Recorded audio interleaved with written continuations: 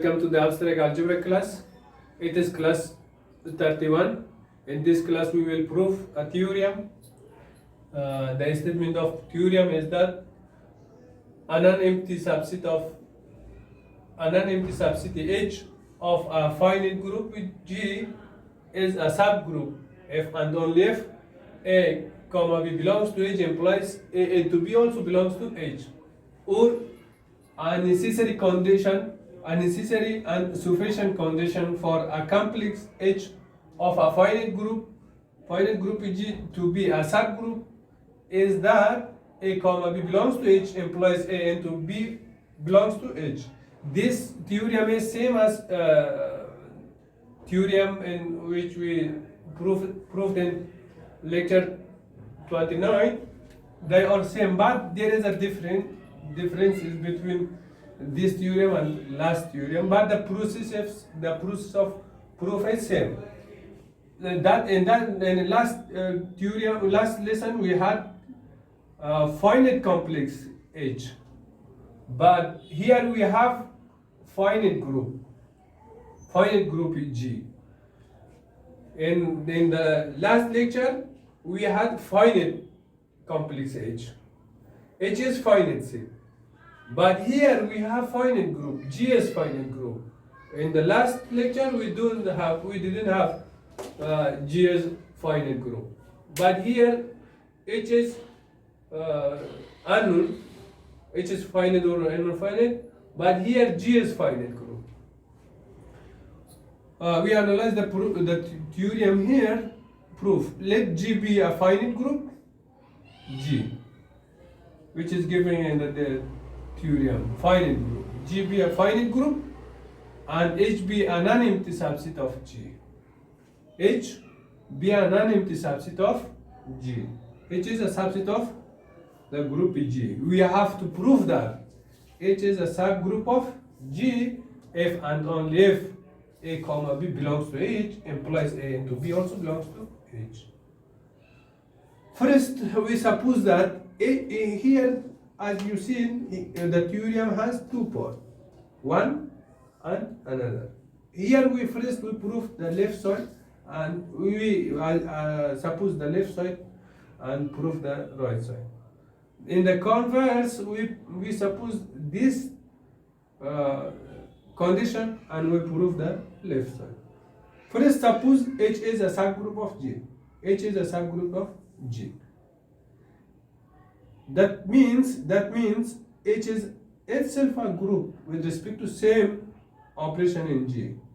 When H is a subgroup of G, G is a finite group. Therefore, H is also is a group under the same operation in G. Therefore, by closure axiom, when H is a subgroup of G, H is a group. Therefore, H satisfies closure axiom. We have A, B belongs to H. H is a group. H satisfies closure axiom. So A, B belongs to H implies A into B also belongs to H. It is the proof of right side of the theorem. Converse of the theorem. Suppose H is a non-empty subset of G. Satisfying the condition A, B belongs to H implies A into B belongs to H. We name this condition, this relation 1. Here we assume that H is a subset of G, which this condition is true in H. A, B belongs to H. This implies A into B also belongs to H. We assume this condition is true. We now prove that H is a subgroup of G.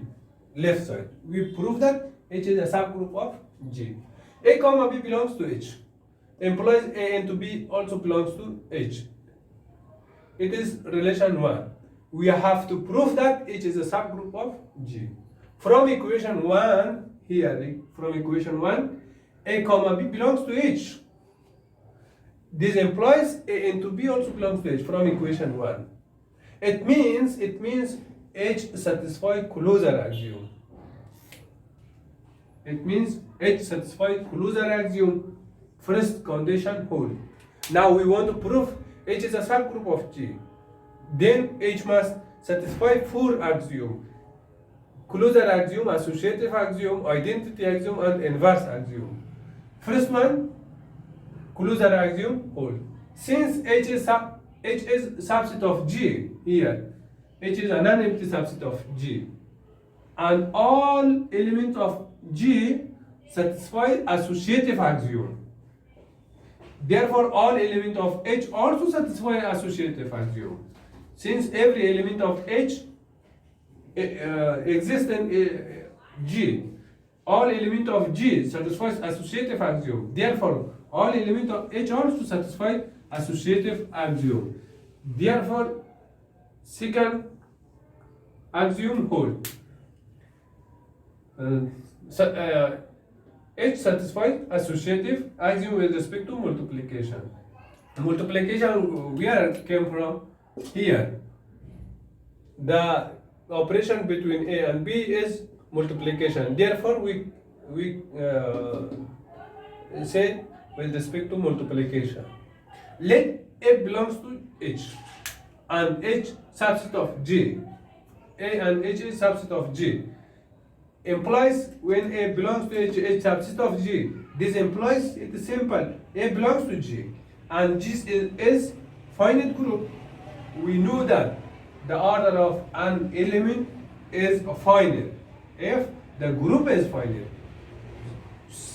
A belongs to G, but in the last theorem, in the last lectures, in the part of order of an element, the order of an element is finite if the group is finite.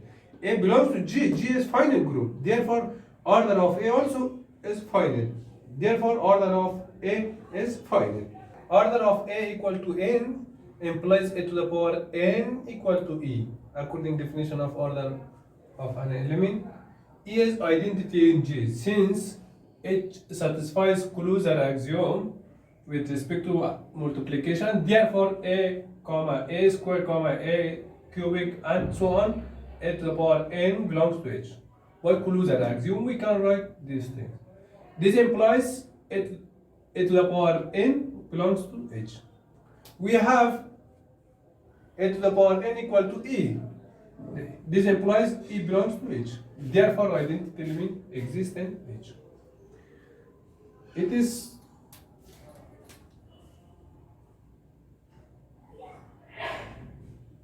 axiom 3. Identity element exists.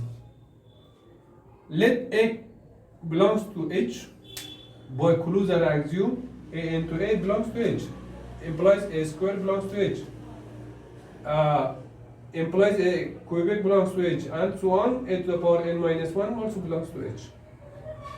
A into, by closure axiom, A into A to the power n minus 1, A belongs to H. A to the power n minus 1 also belongs to H. By closure axiom, A into A to the power n minus 1 equal to A to the power n equal to E. This implies A to the power A into A to the power n minus 1 equal to E. E is identity element in G. Therefore, the inverse of A is A to the power n minus 1 belongs to H. The inverse of A to the power 2 is A to the power n minus 2 and so on in H. Therefore, the inverse of A is A to the power n minus 1 belongs to H. Therefore, every element in H has inverse in H. Therefore, H is a group with respect to multiplication and H belongs to G.